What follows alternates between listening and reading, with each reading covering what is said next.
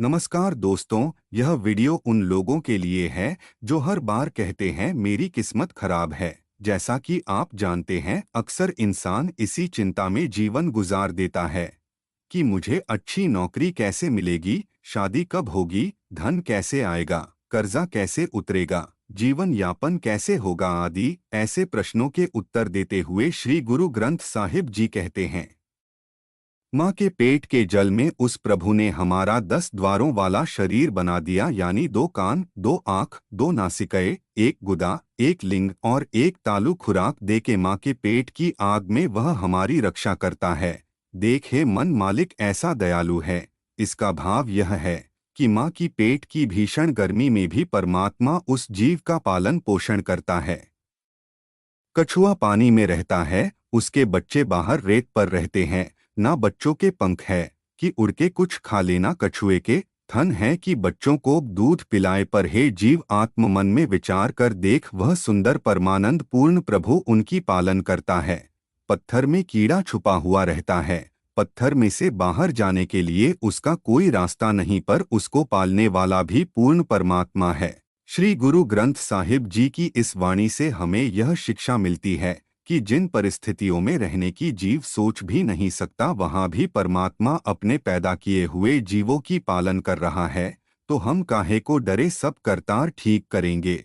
सतनाम श्री वाहेगुरु। इस वाणी से संबंधित एक बहुत ही प्रेरणादायक साखी है, आइए वह सुनते हैं। एक व्यक्ति गुरु के लंगर में रोज अमीर और गरीब लोगों को प्रसाद छकाता था। एक दिन वह लंगर में लोगों को प्रसाद देता हुआ सोचने लगा, मैं कितने लोगों को रोज खाना खिलाता हूँ। तभी प्रसाद खा रहे एक व्यक्ति ने उसको कहा, भाई जी थोड़ी दाल मिलेगी। भाई जी ने बड़े घमंड से कहा, क्यों नहीं मिलेगी, भाई जी के राज में सबको पूरा पेट भर कर खाना मिलेगा। मेरा पूरा भंडारा भरा हुआ है, जितना चाहे उतना खा लो। भाई जी के खाओ, भाई जी के राज में खाओ, भाई जी के राज में किसी का पेट खाली नहीं रह सकता।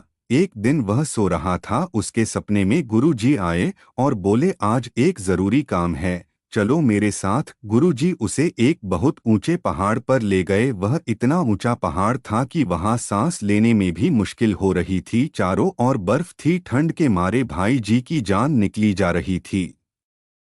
उसने गुरुजी से कहा, गुरुजी ठंड के मारे जान निकल रही है और सांस लेने में भी दिक्कत हो रही है। गुरुजी ने उसे कहा, घबराओ मत, तुम्हारे सामने वाली जमीन को खोदो। भाई जी ने गड्ढा खोदना शुरू कर दिया। थोड़ी देर बाद घेरा गड्ढा खोद दिया। उसमें एक बहुत बड़ा पत्थर था। गुरुजी ने बोला, अब इस पत्थर को हटाओ। भाई जी ने पूरी जान लगाकर पत्थर को बाहर फेंक दिया। गुरुजी ने कहा, अब गौर से देखो यहाँ पर क्या है। भाई जी यह देखकर हैरान रह गए कि इतनी दुर्गम जगह पर छोटी छोटी चिड़िया खाना खा रही है। गुरुजी ने उससे पूछा, क्या इन्हें भी तुम खाना खिलाते हो। इतने में ही भाई जी की नींद खुल गई और उसे एहसास हो गया कि उसे गुरुजी यह समझा कर गए हैं कि हम सबको खाना एक ही शक्ति देती है, वह है परम पिता परमेश्वर, उसके अलावा कोई और नहीं। किसी गांव में एक वैद्य जी रहते थे। वह गांव के माने हुए वैद्य थे, जिनसे बहुत दूर दूर से लोग दवाइयां लेने आते थे।